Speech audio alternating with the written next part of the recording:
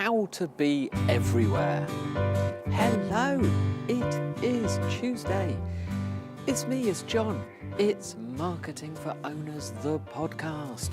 If you wish to find us on iTunes, please, I want you to, just search for Marketing for Owners in iTunes under podcasts and it will come up. It's got a yellow picture. You can click on it, then you can subscribe and these will be downloaded to your iPhone or to your device every single day. You can listen to them when you have 5 minutes spare, 5-10 minutes, that's all it takes.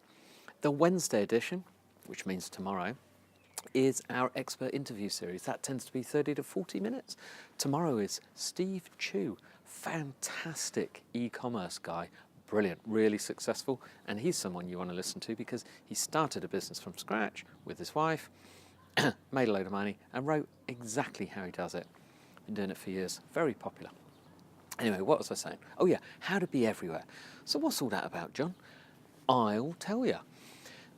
In the internet, there are many free places that you can use for your marketing. And very simply, if it's free, use it. If it can make you money, if it does well, use it more. But you've got to try everything and you've got to be everywhere because it is not just about you, it's about the person at the other end, the listener, the reader, the searcher. Now, they will have their preferred way of looking for information. And if you are not on the platform of where they look for their information, you won't get it to be one of their results. And you're missing out. If it's free, you shouldn't miss out.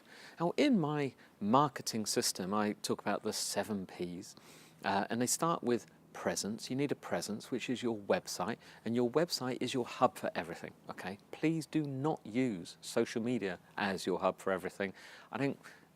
Others will tell you this, but in the long term, we're in for a long-term business here, people. This is where you build. Secondly, second P is profile. So you build a profile, and that's where you build profiles on social media platforms. Now remember, what I've said before, you don't have to be using every single one, but you need to have a profile there. So that if people look you up, if someone looks you up on Instagram, they need to find that you exist. You can then give them a link back to your presence, to your website. Same on Facebook, same on Twitter. They all give you an opportunity to have a link back to your website, and that's where you send them. But if that's where they look for you, if they want to check you out, be there. Because if someone is a Twitter fan, they check you out on Twitter, you're not there at all, you are dead to them. Remember, so we want to be everywhere, but that is a lot of effort. Let me tell you how this can be done. Now, there are many others that are fantastic at this. Pat Flynn, he explains a lot about being everywhere.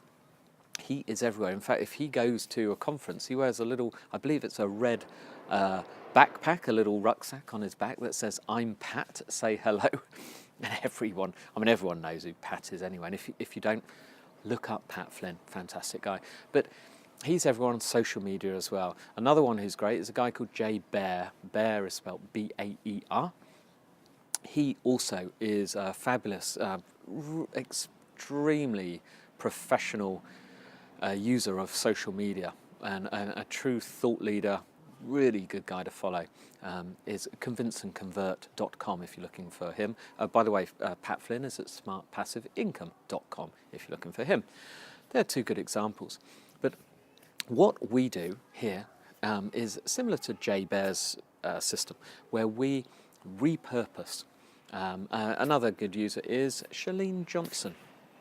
And you'll find, just look up Chalene Johnson, Google her, she's dead famous.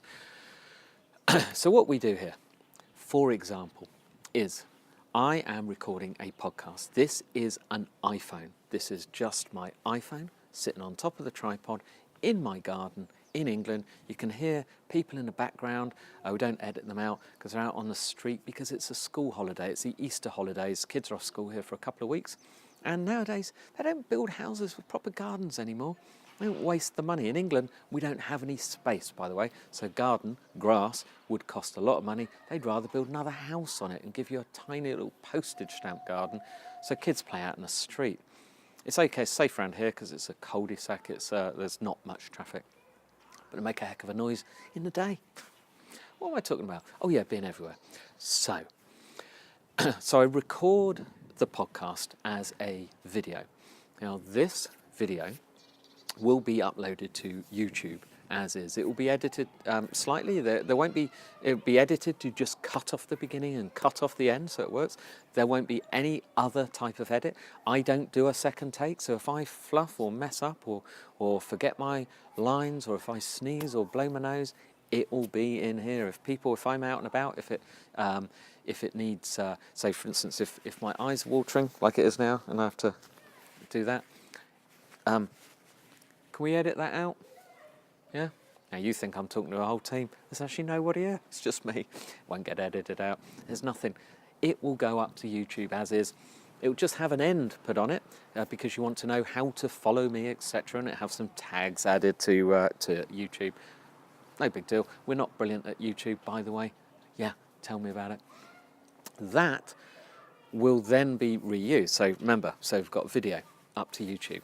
The next thing is the audio will be taken out. When we say the audio taken out, it's just simply saved as an MP3. This is not technical. This is not some, oh gosh, how do you do that?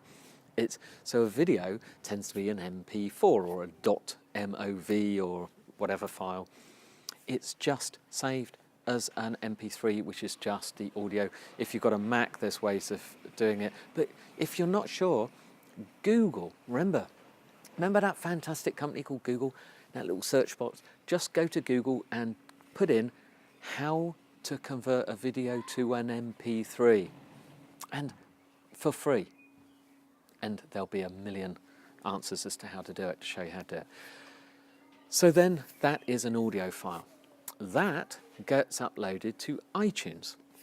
Now, the way this works with iTunes is you register an iTunes podcast and then you tell them where to come and look for new episodes. So you don't actually send it to iTunes. You put it on your blog, on your WordPress blog, which you should have. And this is another reason why we use WordPress and why I tell you to just have a WordPress blog as your website. iTunes will then continuously look, and every time it finds a new episode, it uploads it. And it uploads it with picture and so on, and then it's a podcast. That's how that works. It really is dead simple. So that's 2 versions.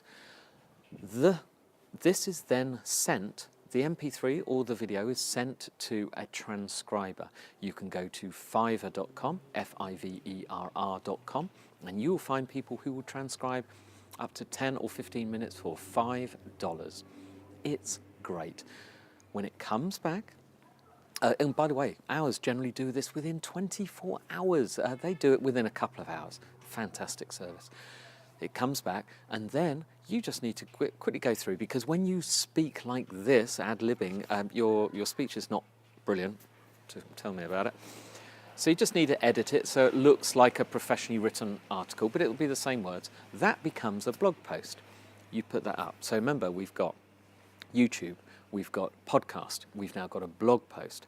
We can then embed the YouTube video on it. Again, YouTube gives you a code, you just slot it into your post, nothing technical.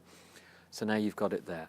You also have the podcast available in your post, because you will have a player, because you're using WordPress, and you will have a plugin which will sort this out. If you want to know how to do that, just email me at john@marketingforowners.com, and I'll probably explain it to you. It's dead simple. Even I can do it. So then you've got all that. You will now take the original video and upload that video to Facebook. Facebook does not want you to share your YouTube video because YouTube is owned by Google. Google and Facebook are arch enemies, no matter what it looks like. Facebook want to defeat YouTube in video, which is why they're boosting videos on Facebook, and they're boosting them on Instagram, which they also own. So So now you have, you've got YouTube, Facebook, you've got LinkedIn, you've got a post, you've got a podcast, starting to lose count. Now next, within that post, you can cut out some little tweetables. Remember, 140 characters. In fact, you want to shorten that so you can get your URL on it and people can retweet it. So probably stick to maybe 110, 120 characters so it can be retweeted with a bit of comment. And pick out something like 3 of those.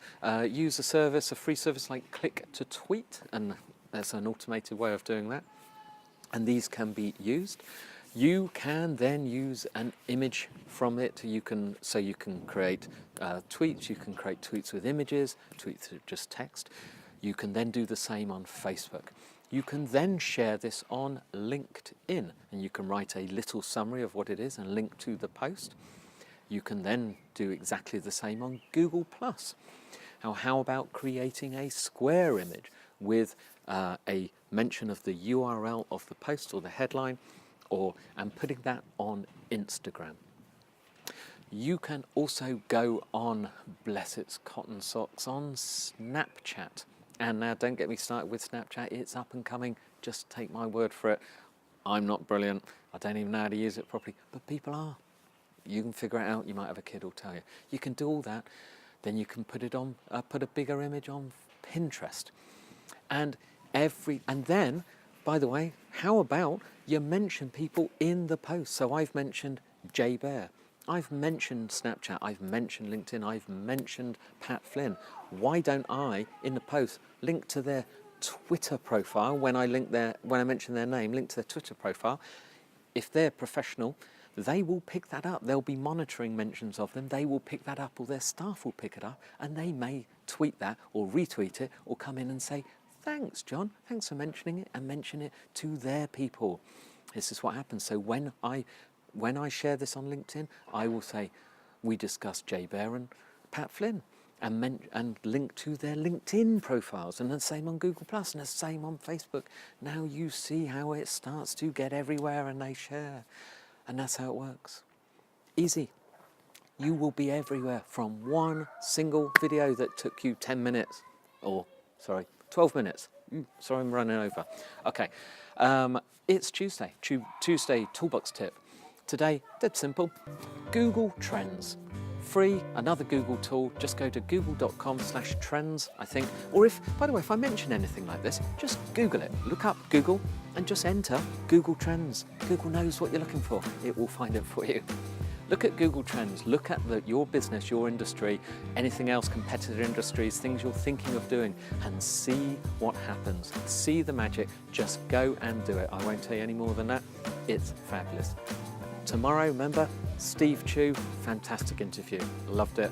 I will be back talking to you again on Thursday. Oh, well, I'll be back tomorrow, but you know what I mean. See you soon.